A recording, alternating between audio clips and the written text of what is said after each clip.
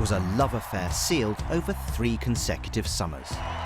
Young, idealistic, and often fervently pro-European voters, alienated by the new Labour era, invested high hopes in Jeremy Corbyn. But as the bleak winter bites, could the romance be souring as those Remainers for Jeremy decide that he is cut from a rather different cloth? I think Jeremy Corbyn doesn't represent the Labour members or even the majority of Labour MPs. I have something to say about Jeremy Corbyn. Where is Jeremy Corbyn, indeed? I've written to him, I've emailed him. I'm actually a constituent of his. I live in Islington North, yeah.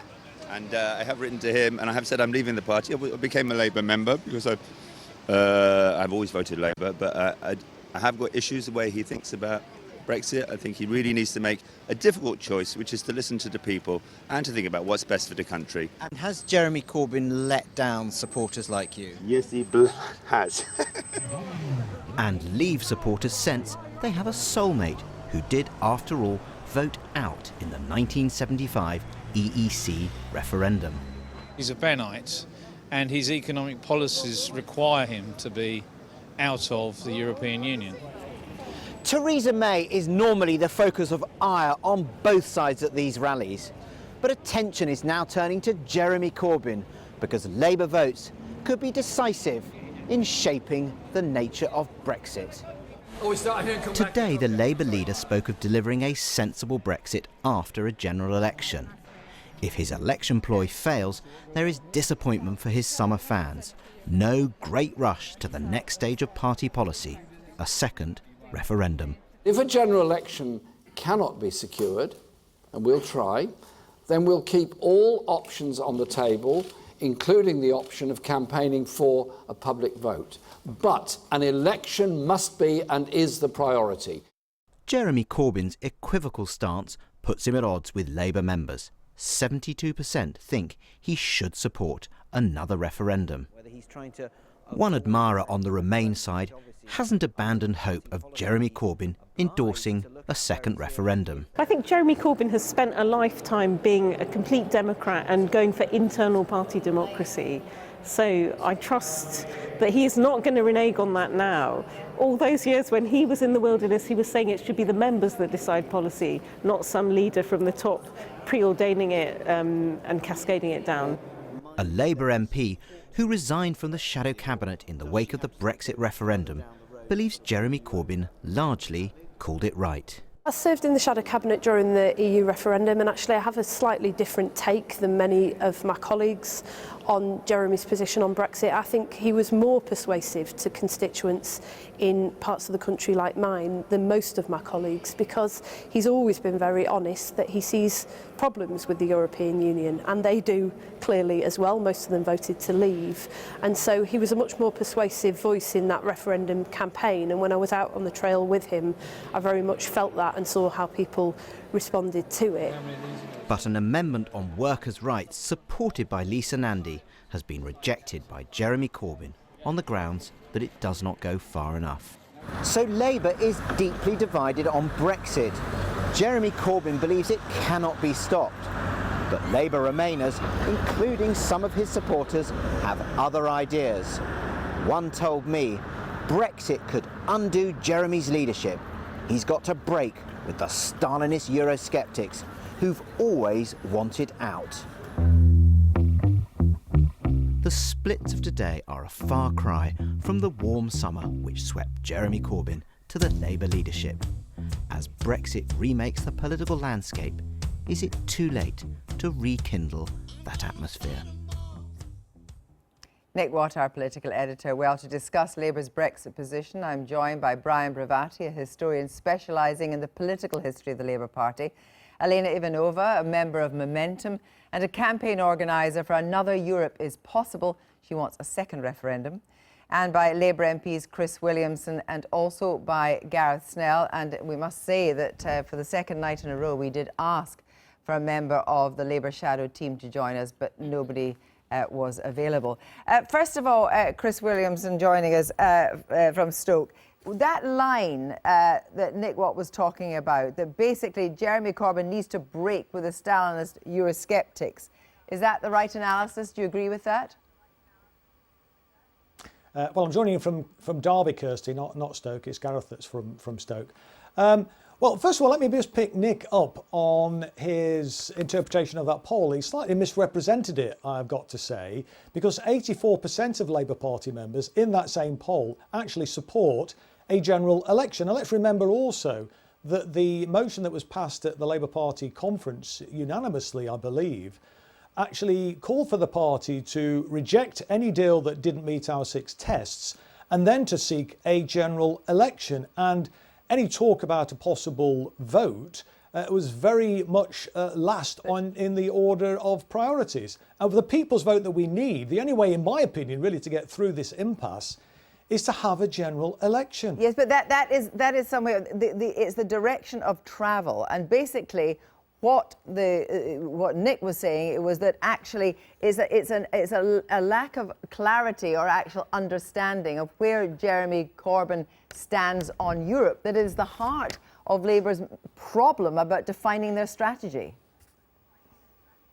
I honestly don't understand how anybody can say there's a lack of clarity. Jeremy has been abundantly clear that he is abiding by the conference resolution. Hang on. What I'm saying is he knows he's not going to get a general election. Barry Gardner yesterday, the Shadow International Trade Secretary, said that there should be an immediate vote of no confidence if that deal falls next week.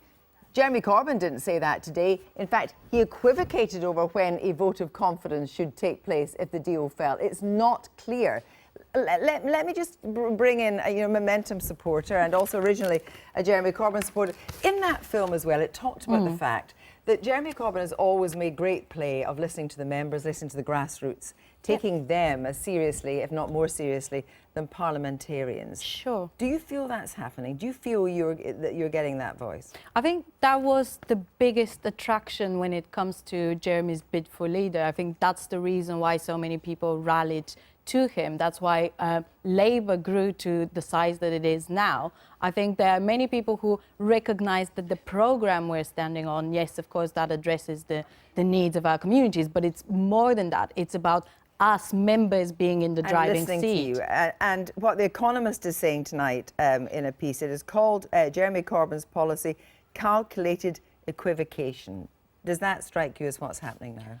I think, let me just say, I agree with Chris what he said about the poll and how the numbers are interpreted. What I disagree with here is this idea that a general election and a people's vote are counterposed. They are definitely not. And I think the majority of Labour members that do want a general election, of course, we all want a general election. We want to get the Tory government out as soon as possible. But a majority of Labour members also recognise that a people's vote might be the way out of the Brexit.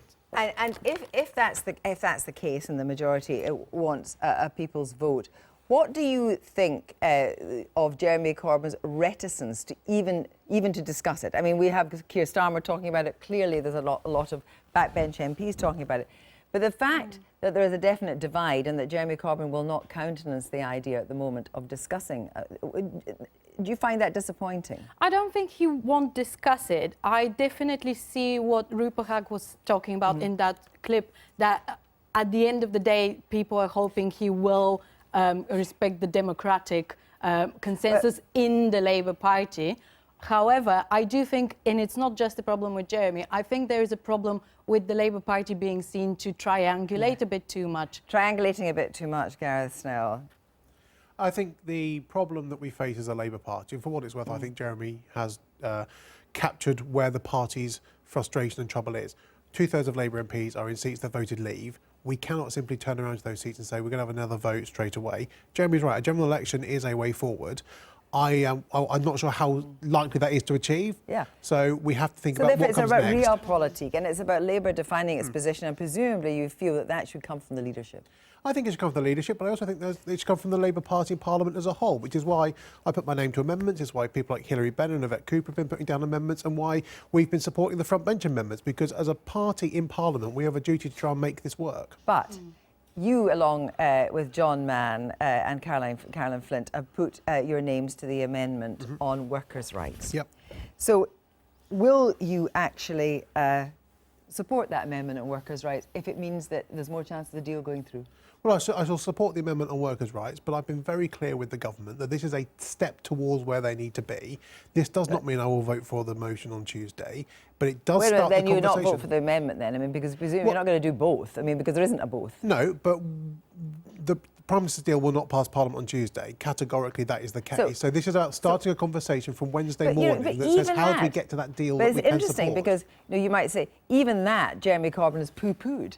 No, Jeremy said it hasn't gone far enough, and the people that have put our names to that amendment, we accept that. It does not give the legislative bind that we need, but it does demonstrate that the Prime Minister does and can make concessions if she wants to, so she can now make greater concessions to get a deal that has the support of the majority of Parliament. Brian, can I just come to you to put this in context as a long-time observer, researcher and academic on Labour's history, and in a way Labour's sort of tortuous history with the EU. Why has this relationship proved to be so problematic? Well, in the end, it comes down to power. So in 63, Gateskill makes his 1,000 years of history. He does that partly to appeal to the left, because he needs the left. Yeah. And so I mean, he's implacably opposed to the idea of a European Economic emotionally Commission. opposed to it. It's not a defining issue for him. No. It wasn't a defining issue for any of the Labour leaders that I can think of, except possibly John Smith. For most of them, it's a pragmatic power issue. So Wilson keeps the party together by having a referendum. It's the only way to hold the party together. But letting his cabinet ministers vote whatever way they want. Before 87 realises we have to stop saying we're going to withdraw from Europe. 83 manifesto, Labour was going to withdraw from Europe. By 87 they realised that was nonsense because Europe was actually better for core constituencies. But why is it more complex now for Labour? Now, because we've got a membership who aren't used to power politics in this way, who don't understand in the end Corbyn is just a politician. He hasn't changed his mind on big issues since 1917. Has he changed his mind on Europe? But he hasn't changed his mind on Europe. But most so importantly, he's anti-EU. He's historically and emotionally and intellectually opposed to an idea of the European Union, which is completely out of date. But that's not the point. The point is he's also the leader of the Labour Party. And this is a power play. This is all about power. Europe is usually used in British politics as a tool to gain and seek power. That's why he's talking general election. That's the prize. The prize is not in or out of Europe now. The prize is a majority Labour government, because that's what he believes in the end will make a difference and deliver his platform. But what is the impact of that? I mean, who is his main, as it were, opponent in that power play? His opponent is the enthusiasm that he's generated in the Labour movement, which he's destroying. And it's ironic, but it's happened before. Over unilateralism, when Nye Bevan came out against the bomb, it was described as the massacre of the enthusiasm of the Labour Party. Chris, you're actually, Chris Williamson, shaking your head about that. But the historical experience of that is you create this mass membership. You put out there people like Aneg, who here wants to have the idea of a second referendum, and then you kind of take it away from them. Well, look, the enthusiasm in the party is still very, very strong and very profound. And the reason why we're calling for a general election is to try and bring the country together. We need a Labour government. Let's remember, we're inside the European Union now. The UN Special Rapporteur on Poverty identified the fact there are 14 million people in this country living in poverty. 1.5 million are destitute. This is inside the European Union. We need a Labour government, a radical Labour government, that will invest in our economy, invest in our public services, and actually improve the living standards of people. And look, if we do end up leaving the European Union, that's what people have voted for, and that's where I believe the direction of travel will take us.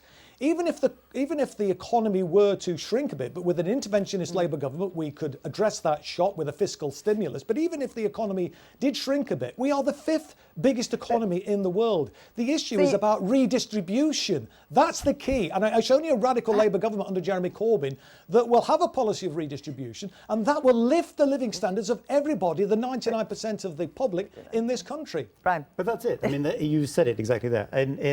When Tony Crosland was Foreign Secretary, he used to say the European Union was 18th on his list of priorities. Everything else the Labour government did was more important. It's a kind of socialism in one country that they're going for, which might work, but the being in and out of Brexit, being in and out of the European Union is irrelevant in that model. What matters is power.